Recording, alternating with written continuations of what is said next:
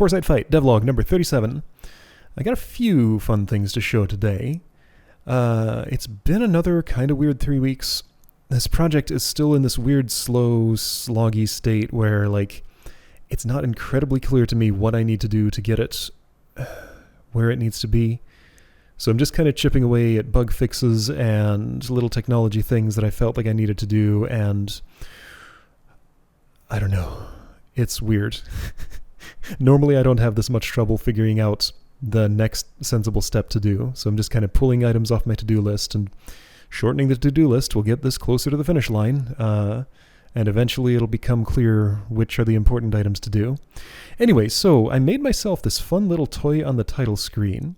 Let's play with that for a bit. So I kept looking at this text and being bothered by the way it was rendered, and I made a change. This was a rather deep technical rabbit hole, but I have a hotkey temporarily here to toggle back to the old rendering. So this is what it looked like.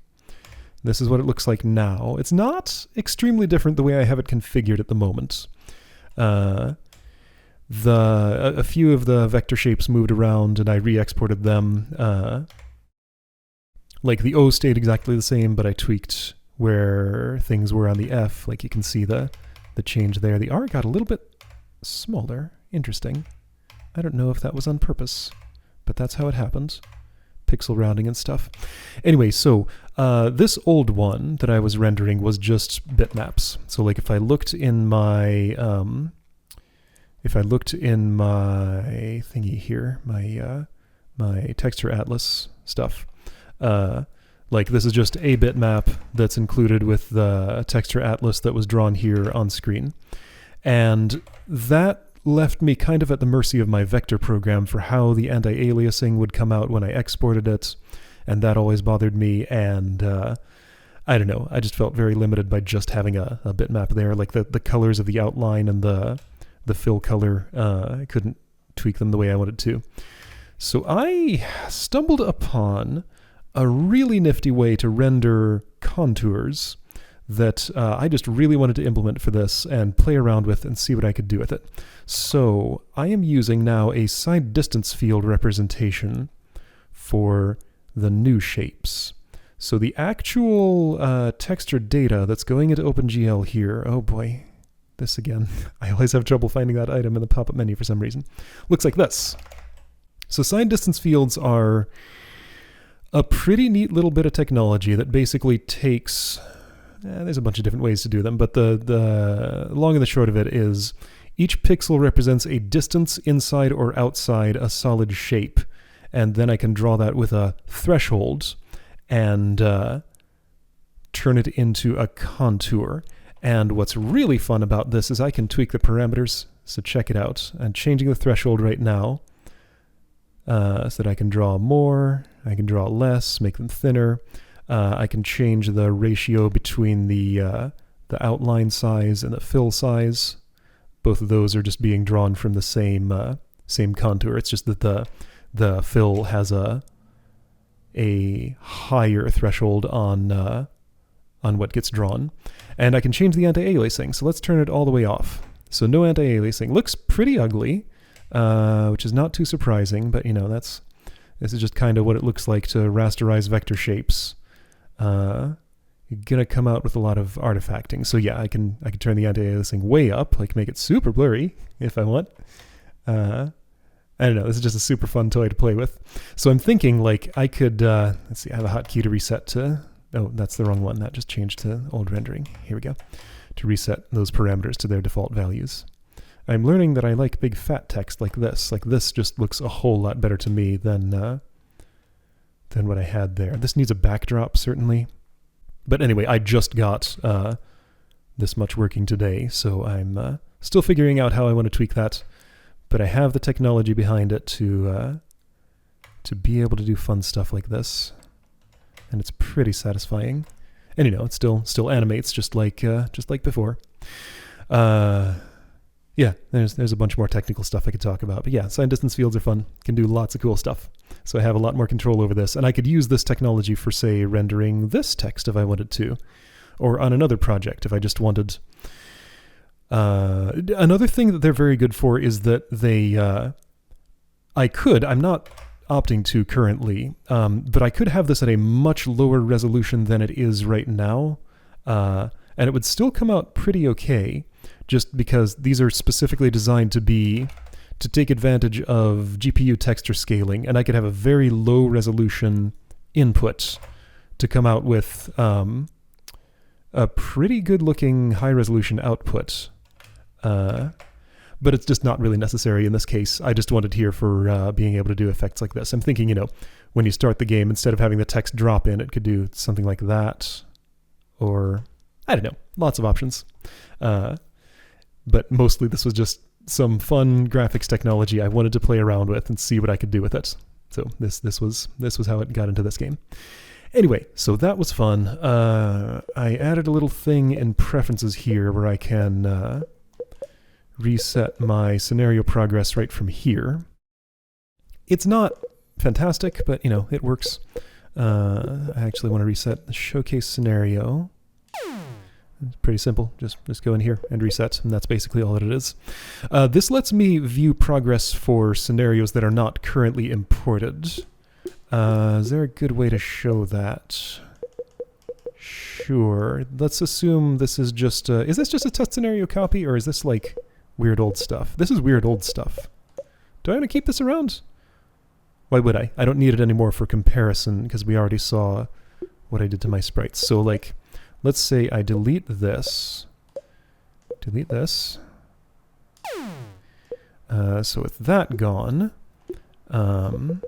over here, since I have some progress saved for it, that's the wrong button. I don't want to import. I want to modify. I don't love that I have to go to change player to modify things about my current player.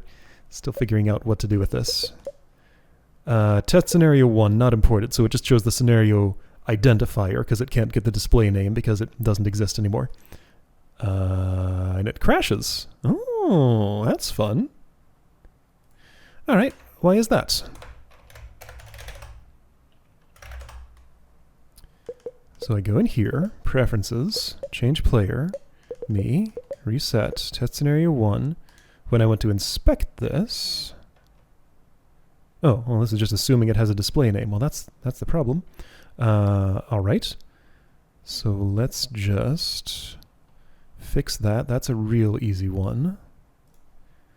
So I changed it to handle unimported scenarios in one place, but not in the other.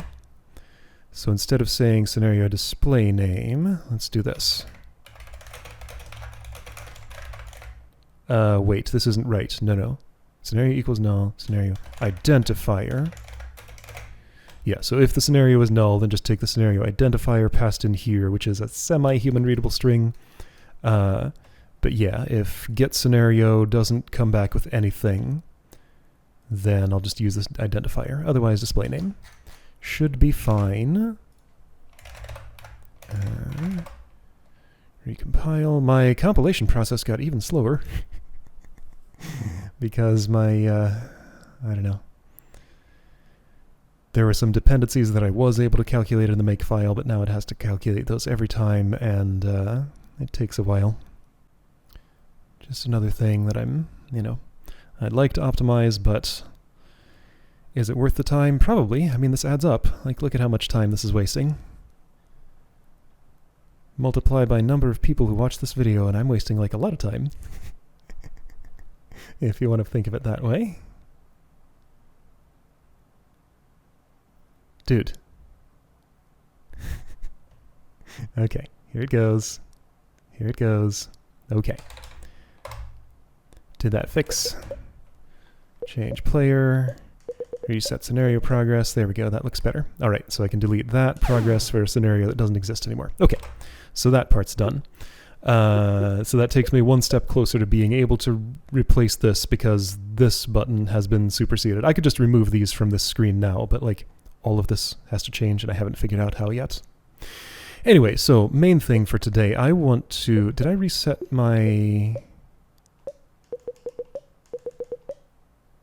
Yeah, okay, so I have progress and showcase scenario rebuilt, but not the main showcase scenario. So yeah, main thing I tried to get done, which I got done partially, was to build up my showcase scenario some more, I have 3 encounters in it now. Looks like they all unlock right away. The third one is a gauntlet. So let's just go through this, and I just kind of want to work on going through these scenarios and see like what it needs, how the puzzles feel. I was having a lot of trouble designing encounters for this that felt interesting. I mean, they're kind of fun, but they're not the way that I want them. Oh yeah, by the way, that cursor went to the right place now. When I opened this, it went to Archer instead of Protector. So I fixed that. Right, yeah, so level design, kind of hard. I feel like I've backed myself into a corner with this scenario. I designed my champion stats and abilities and things for just this one encounter, but then adding more is, I don't know, it's weird. But this process is important to go through so that I can learn like what it takes to build scenarios for this game. I think I'm going to fortify myself and then just attack. This encounter hasn't changed. So you're on the sigil, you want to volley. I fixed the volley thing. What was wrong with it? Like, I knew what the behavior was. There was something about, like, something wasn't being taken into account for ability range, and, like, yeah, when the front row cleared out, it was like making the range farther away instead of closer. I forget what it was, but anyway, it was a simple bug. I fixed it. So volley will hit everybody it's supposed to hit now. So let's see, I think I can volley, then shoot specifically you, then shoot specifically you. Or actually, I can do one better. I can volley everybody. Yeah, this was the volley that didn't work. So volley everybody again, then just shoot whoever forever. Okay, and that should get this encounter done, right? I changed another thing in here. Oh, a couple of other things. There's a lot more room for champion name here. I'm still not sure that's enough, but there weren't any elements getting in the way of pushing this to the right, so I pushed it to the right, and I did the same thing over here. Yeah, this one can be wider than the other one. Like, equipment goes here. I can make it even wider if I wanted to, because only one is shown at a time up here, but they're side by side on this screen, so they have to fit in this space total. Also tweaked some colors just because I didn't like the way they looked with that super saturated red, super saturated green. So yeah, things are a little different, but mostly the same. Yeah, so I changed it to do the impact effects and the yeah, so like the arrows come out of there too. So those just play in both locations right now. I'm not sure if I want to keep it playing in both locations. But right now, I do like having effects like actually on the battlefield. Like, I think this looks a lot better, having the impact effects play directly on the sprites of the things you're attacking or healing or whatever. So I think that's a good improvement. Right, you didn't get knocked back at all. You didn't take any damage because you were fortified and that attack couldn't go through your fortification. Right, so you shoot, take some damage. You shoot, take more damage because fortify went away. Alright, yeah, so then gain 3 energy. That guy's dead. I didn't have enough for volley, so I didn't do it. Oh, I lost my dude, but that's fine. I'll take 1 hit from this protector, but protectors don't hit incredibly hard. Archers do. Alright, there we go. So earned champion healer. Healer actually can do stuff now. Right, I don't have unlocking here. I was expecting to see an unlock animation, but these are just all unlocked from the start. Okay, so encounter 2, this one is new. Now that the player has access to Protector, Archer, and Healer, I wanted to see what it would be like for the enemy to have access to Protector, Archer, and Healer. Right, yeah, okay. So hang on, before I add any champions, let's analyze the battlefield. So yeah, let me pretend I'm actually playing the game. And I am, because I don't really remember what my solution to these was, so I'm going to be learning it from scratch. So what can a healer do? A healer can sustain, costs no energy at all, so unlike all the other abilities, this actually gains energy when you use it because you regenerate 1 every turn. So targets everybody on your team and in range 2 and increases health by 1. So it's not a big heal. It's just like an action the healer can do while sitting there and regenerating to help health a little bit. So it's just a little better than just waiting. And then actual dedicated heal. Single target, range 5, costs 3 energy, increases health by 4. It's not super strong. I think I need more healer abilities here probably. But let's see what we can do with those. All right, so enemy healers. Actions are kind of complicated. Yeah, so when putting this together, I guess I just sort of predicted, like, when you see this group of people, what are you going to want to do? You'll probably want to take out the healer first, right? Maybe. So the healer is going to be keeping the archer up. The archer is the one who's dealing damage. Protector just kind of getting in the way. So I just predicted, like, what would be the most obvious player actions to get this done, and I input sort of a counter to those.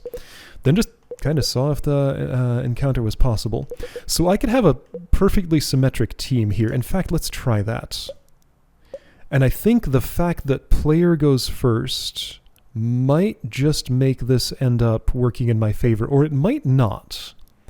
It depends on a lot of things.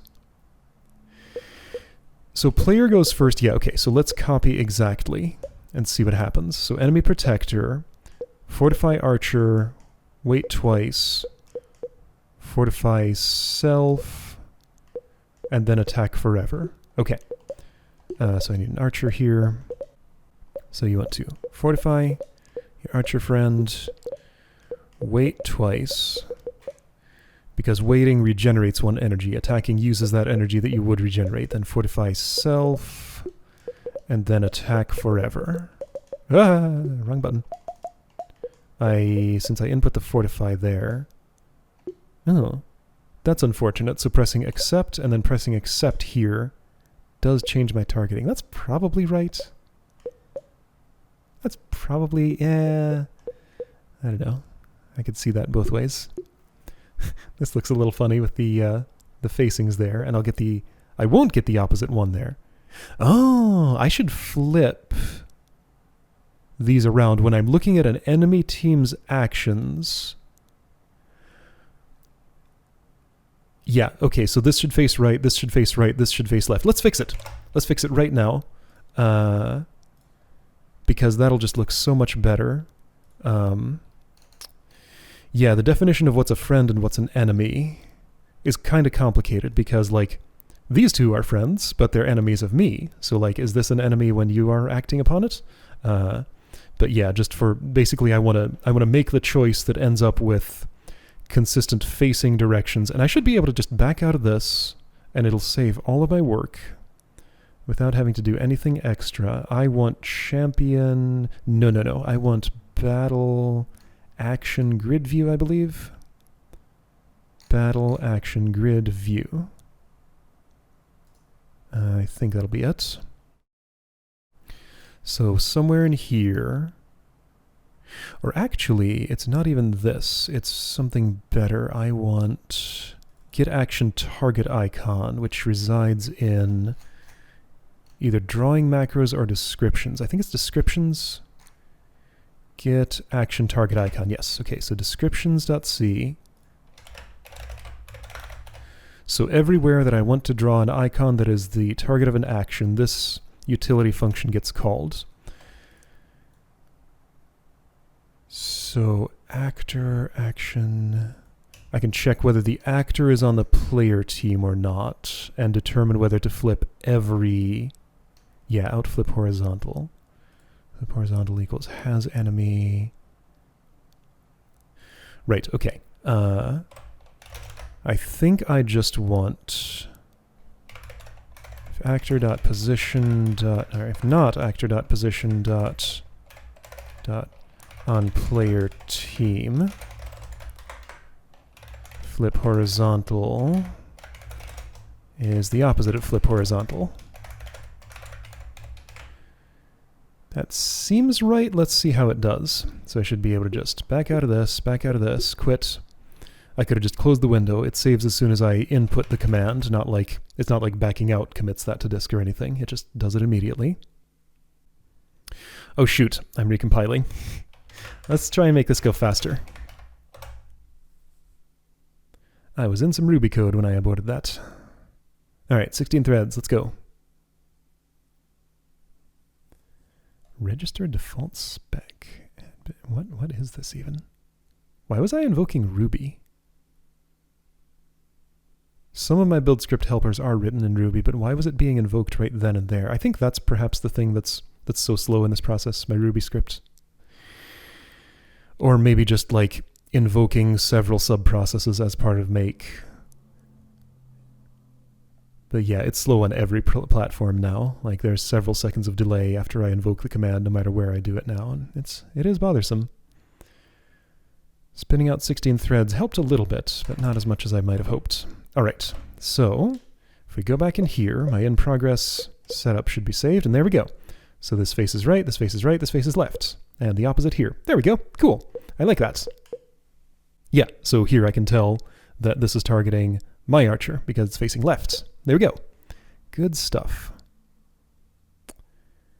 Why are... Yes, okay, right. Everybody's facing right because you're all of your targets are on the enemy team. Okay, good. So I've copycatted what the protector does. What the archer does is volley... let's see. I'd go here to look at this. I should be able to click on that probably. Targeting is just all enemies. All spaces on enemy team. Sure. And then specifically target whoever's standing on the energy sigil.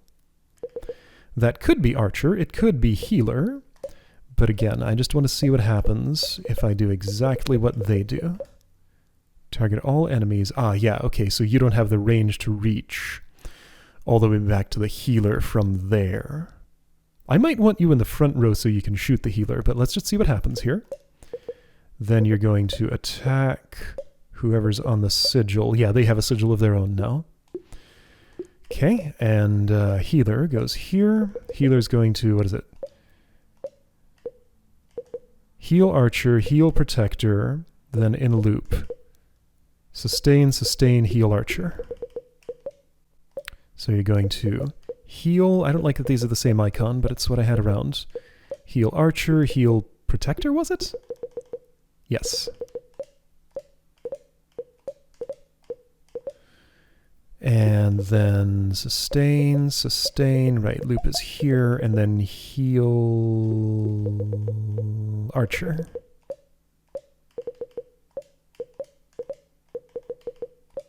Okay, so let's see what happens if I input what they input. So protector is going to fortify archer. Archer is going to volley. Okay, right, that's the status, that's the... actions. Ooh, I don't like that the spacing between this is much more than the spacing between these. What'll I do about it without disrupting everything else? Like move this up and left one, move this down and left one, thereby moving this up one, and then like the height of this doesn't match the height of those. Bothersome things. Okay, well, tweaks to make someday. Alright, so there's a volley. Healer... So here's the downside of going first. The heal action, oh, this is terrible. Their team is built specifically around me going first because their first action is a heal. So you use the expensive one to heal the damage that I've probably done, which I have now, but I'm wasting my expensive heal on something the archer can't use. So I think this puts them at an advantage here. But let's see what happens. So archer gets fortified. Enemy archer volleys us. All right. But my archer was fortified, so that's nice. Healer uses heal on enemy archer, spending 3 energy, so his health is all the way back up. My volley damage is mostly erased, so that was basically useless. You're waiting to gain energy to fortify. You got 3 because you're on the sigil. Shooting that guy, you're never going to take him down. I mean, something will happen eventually. This can't stalemate forever. So that healed my protector for 4 health. What was protector at? 7. Okay, so that's only a waste of 1. Got it. Waiting. Shoot you. Makes sense. Fortified is gone. You're gonna heal the protector, and is all of their health full now? I wish I could roll over and see. Health 6/6. Energy 0, sure. Health, okay, so their archer is down by 3. But other than that, their health is full. My health, comparatively, 10/10, 2 out of 7, 6 out of 6. So yeah, my archer's in worse shape. So still waiting. Volley again. Oh, what is... Okay, right, sorry. That's the scroll bar. This text doesn't fit, and I need to do something about it. I did coalesce energy spending and ability activation, but that had the consequence of making the line too long. And I'm not sure what to do about that yet. Why is this not wider? Well, because it just looks like it takes up too much space when it's wider. Is there a way that I could... Why does this have the background on it? Well, so the text has something to sit over, so it's not blending in with that background. Like, making this box take up the full width of what it could take up might be the way to go. Maybe, but then that just shoves everything over on the left for when there's no long lines. It's like I want this to be able to take up more horizontal space than the rest of these. I don't want to center all of them, do I? I could try it and see how it looks. I don't know. That's an interesting little visual puzzle to solve for me at some point. Anyway, so, right. Losing health, fortified expired. So you're going to sustain. You get healing you didn't need. You get healing you did need. You get healing you didn't. Waiting for a long time. You're gonna volley me. So right, I lost my archer. They are winning with this. Interesting. So perfectly symmetrical strategy. Because I go first, I lose. That's fascinating. So yeah, now I don't have a damage dealer, and I mean, I've clearly lost here. It's gonna take a little while for them to actually kill my my protector. But I mean, you know, this is over for me. I need the archer. Without the archer, nothing's ever gonna happen. Healer can't attack, protector can barely attack. Let's just zoom forward and see what happens. I took 4 damage. Turn 37, this is going on for a while, lost my protector. Now it's actually truly impossible, because yeah, healer has no damage dealing abilities. Gonna cast heal on myself! Alright, there we go. So that is a decisive loss. Whoa, I saw something funny.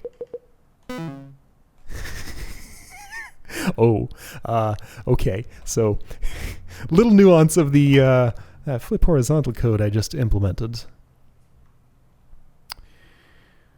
Let's see.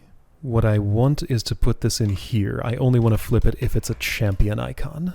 Okay. Sounds good. Let's recompile that. I guess the question mark's the... Oh, shoot. Well, now I gotta wait for this again. Yeah, question mark's the only one of those that would be distinctive enough to flip, because all the others are horizontally symmetrical. Right, okay, so what I need to do is something different from the enemy team. It is still interesting to me that, like, the first turn advantage just did not get it done for me. It turned out to be a disadvantage. The way I have the healer's abilities set up kind of means that their first turn, when they go first, will always be wasted. Just another reason that healer really needs some other abilities, like, say, a regenerate ability, so that I could cast that, and then on the target's next turn, and like next few turns, they'll gain some health. That could make some sense. And maybe they should have a basic attack, so that if they're the last thing on the battlefield, they could get it done somehow. Anyway, okay, so let's set up a different thing. If I'm volleying... So yeah, my first thought here is I want the archer up front so he can reach the healer. Take out the healer quick. You're going to volley first turn. If you're not on the sigil, then I want you to be. Yes. So I have an alternate menu button. This is my left face button on the gamepad. To initiate a move. If I press that again, it cancels it. that should complete it. So both the accept and the alternate menu button should complete the move here, and only cancel would cancel. Okay, I'll make that tweak. Anyway, so now that Archer is up front, he's not really that much more vulnerable. He was in volley range anyway. This is targeting the sigil space, so Healer's going to be taking the brunt of this, though. What if I just rush their damage dealer? The damage will be healed. What if I rush their healer? I'm going to volley first, because that makes sense. I think. Yes, it does. So I'll volley first, hit everybody, then target the healer, because I can reach from the front row. That'll definitely kill him. Then target the Archer forever, and, you know, that'll automatically retarget to... Well, yeah, sure, I can just target whoever's farthest back forever with an attack, and you'll never get another volley because your energy won't regenerate that fast. Okay. So yeah, rush the healer. Who are you fortifying? Archer. That's fine. That won't go off before my first volley. And you never fortify the healer. Okay. So you probably need to protect your Archer friend, which you were doing, but now that space is occupied by the healer. So now Archer... I don't know that I want to wait for this. But would it be of any value to contribute your tiny bit of damage to the protector here? I'm going to guess not. So if 2 waits is what it takes to get another fortify, who do I want to fortify? Self? Yes, that's what I'm doing. And then attack forever. That's plausible. Alright, so your first turn is going to be a waste, so don't use a heal, just do a sustain. Or a wait. Just wait. I can move. I don't have a reason to, but I could. Sure. Actually, no, that doesn't... I'm going first, so I can't dance out of range of this volley and then move onto the sigil. Otherwise, I could. I could wait an extra turn back there, but I don't think that's the way to go. Anyway, so, right. I'm going to then heal Archer, probably. And you're standing on that sigil, which gives you 3 energy per turn, meaning... that costs 3 energy. You can just heal over and over. Okay, so let's do this then. I don't know for sure that I want to alternate, but let's say... oh, you're going to have to heal yourself. Alright, well let's try... just rotating between party members. Heal Archer first, then heal Self, then heal Protector. And see how it goes. What's going to happen here? So fortify Archer. Volley all of them. 3 damage to you, 4 to you, 4 to you.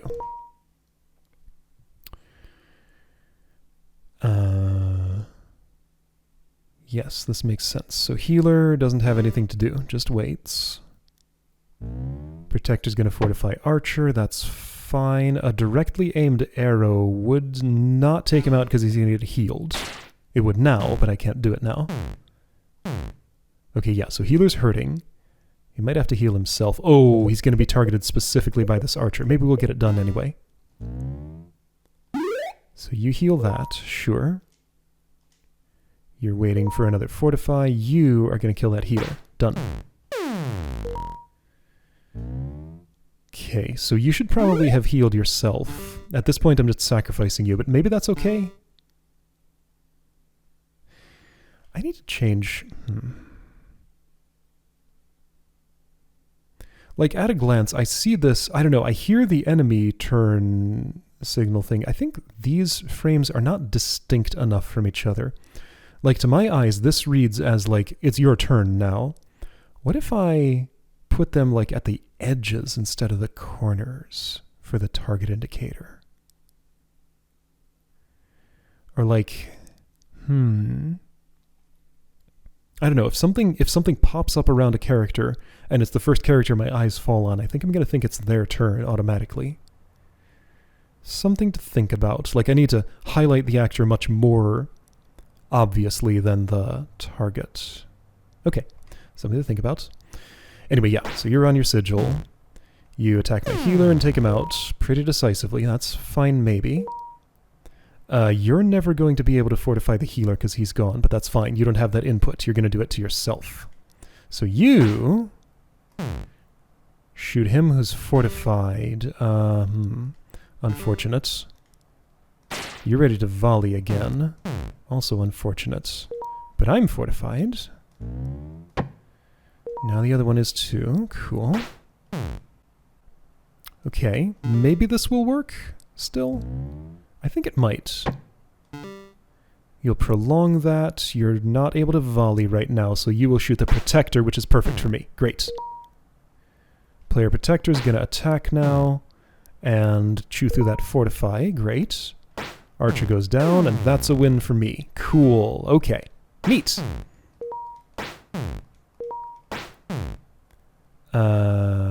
Enemy Protector has not lost their Fortify yet. Really? Yes, it did. It happened here. When was that? Hold on, go back. Player Protector's turn.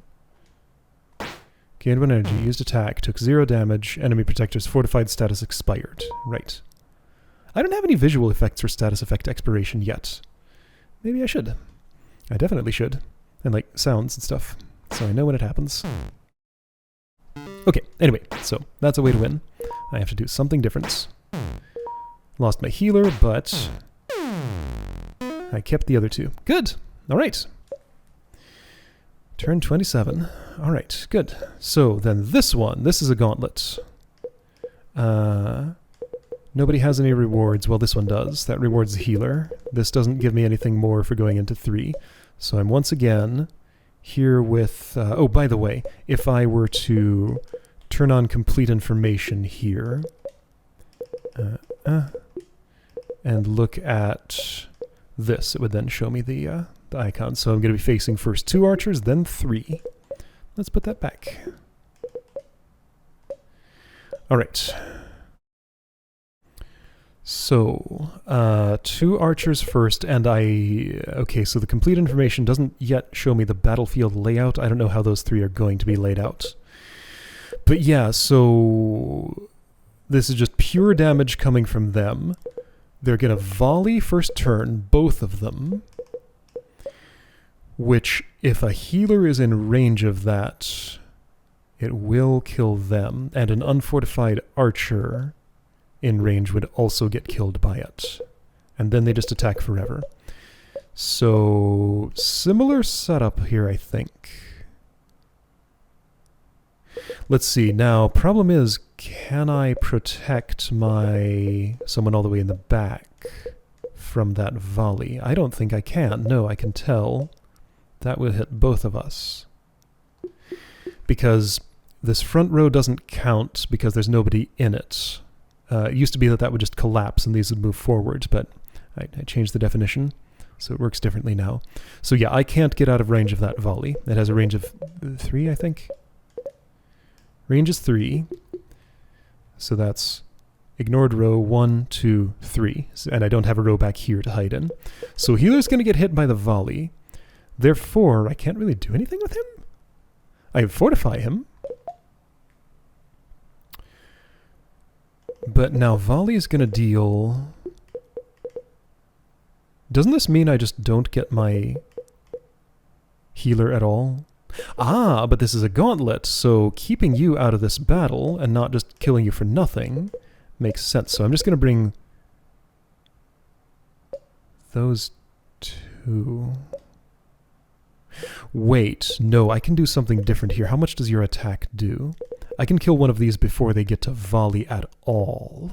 Because your attack does 2 damage to a target with no defense, and that's an archer. Yours does 5, doesn't it? Okay, yeah. So obviously I must... So you must shoot... Sure, that target is fine. You must attack that target. So the 2 of you team up on one of those so that we don't get double volleyed. We're going to get single volleyed. I'm going to try this without my healer. That seems best. So basically I take 1 volley's worth of damage, and this battle ends very quickly. I leave my healer out so he stays at full health and energy and stuff. It would not have been better to fortify my archer, because then I would just still take 2 volleys worth of damage, minus the fortification on 1 person. So yeah, definitely just burn down both of those as quick as possible is the way to go here. Pretty sure that's optimal. So next battle.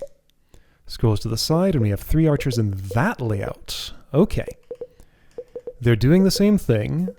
Volley first turn, then just attack forever. That's scary. How do I survive this? How I survive this is that now that this front row is occupied and you 2 are all the way back here, I can dodge out of range of a volley.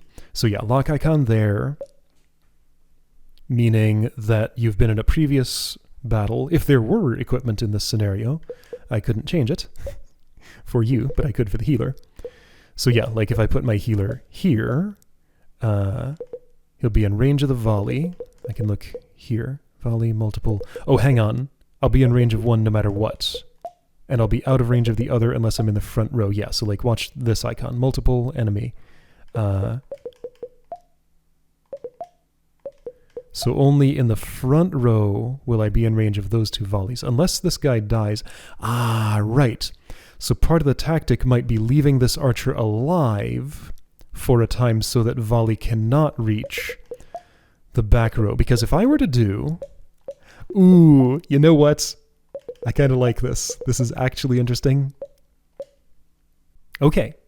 Okay. I've set up an interesting situation with things to think about here. I like this. So if I were to try the same actions I did at first, kill the front archer right away, and then, well, I haven't input anything else. What would happen...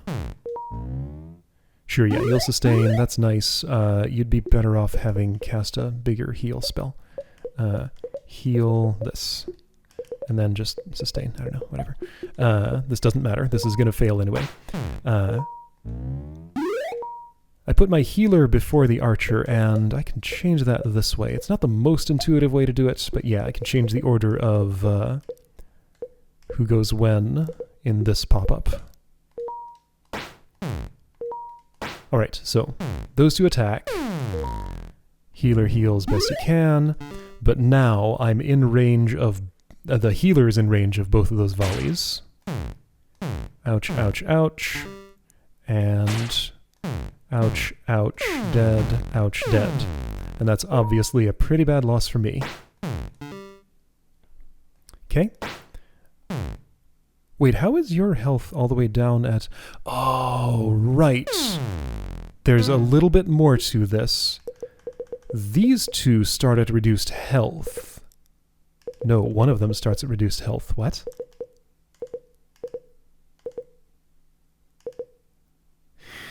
Okay, so I did this a little while ago. I went down the SDF rabbit hole and forgot what I was doing on the scenario for a little while.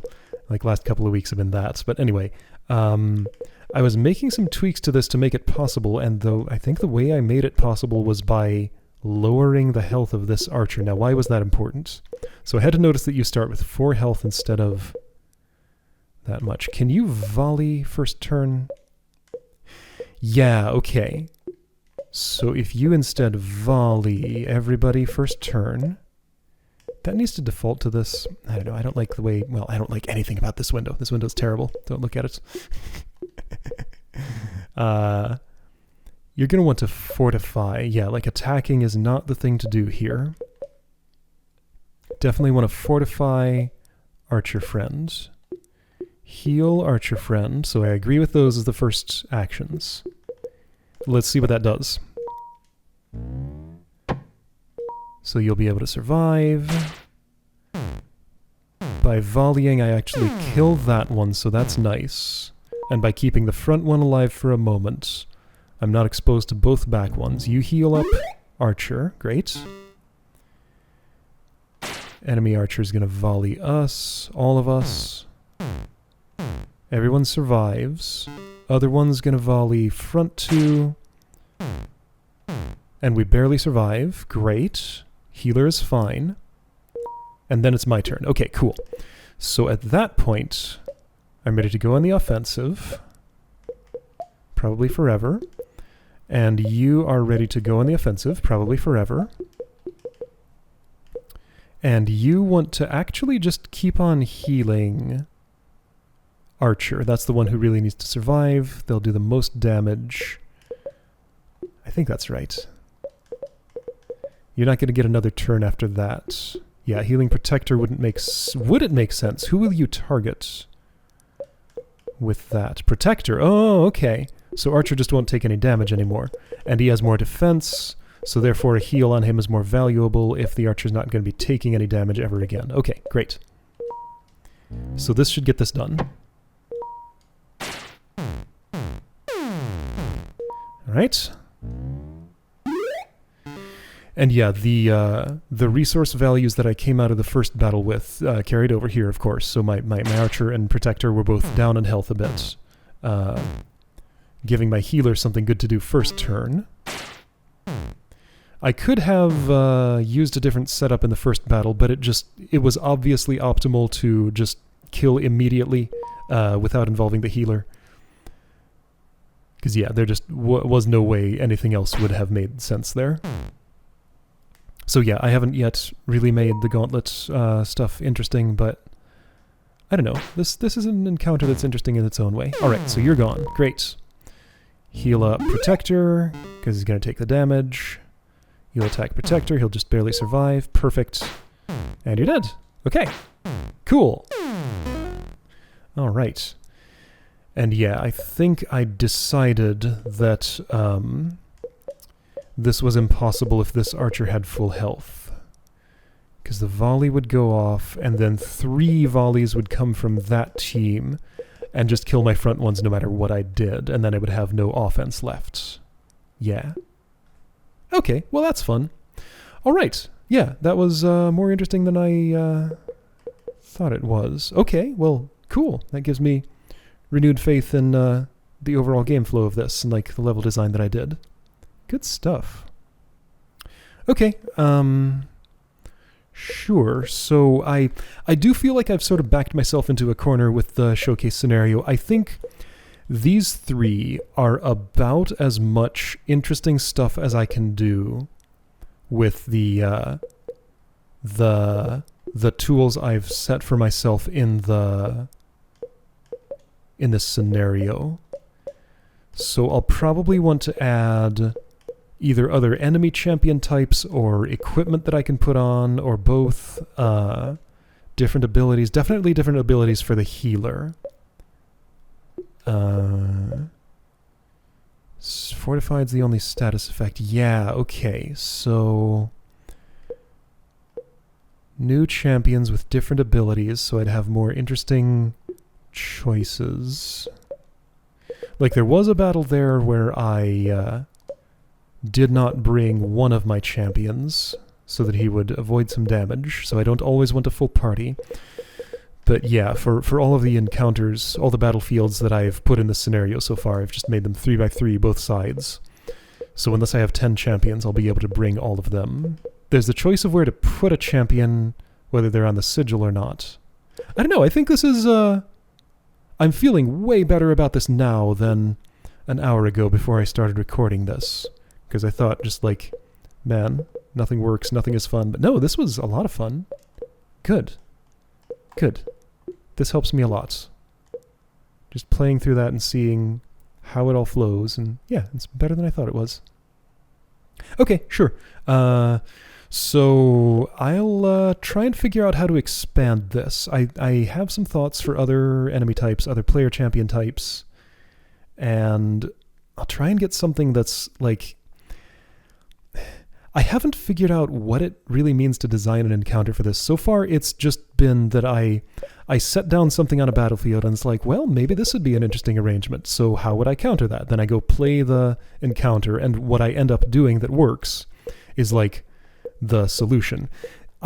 It's backward from how I would design something like, say, a Drod puzzle, where I would first choose, this is an action that I want the player to take, or a conclusion I want them to come to, and then build the puzzle to lead them to that. This is just the other way around. It's like, here's a situation. How do you get through it? So it's like designing a horde room in Drod, kind of. And I was never very good at that, so no wonder I'm feeling like I'm having some trouble here. Yeah, but I want to try and build a puzzle with forward reasoning, like a realization you must have about how to do it. But I don't know, maybe this just isn't the game for that. Maybe the mechanics just don't lend themselves to that sort of puzzle, which is fine. But I don't know. I have a whole pile of notes of like combat situations that might be interesting that do include that kind of thing, like a realization you must have in order to get it done. I guess what I'm finding is like the entire scenario, like the whole stat and resource and equipment systems need to be built around that for it to make sense.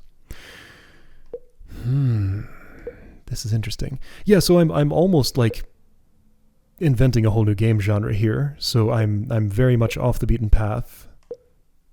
It's harder to think about because I don't have an existing mental model for it. I'm just discovering this uncharted territory here to figure out what makes sense for this set of game mechanics. And I have the option of changing around the game mechanics so that I can build different things. Like it's an extra level of puzzle design because the option's always open to me to just change how the game works so I can design different puzzles, and it's weird. All right, yeah, so those are my feelings. I'll keep messing with the showcase scenario and putting together more interesting situations in it. And I'll show you the results of that next time. I'll see you then.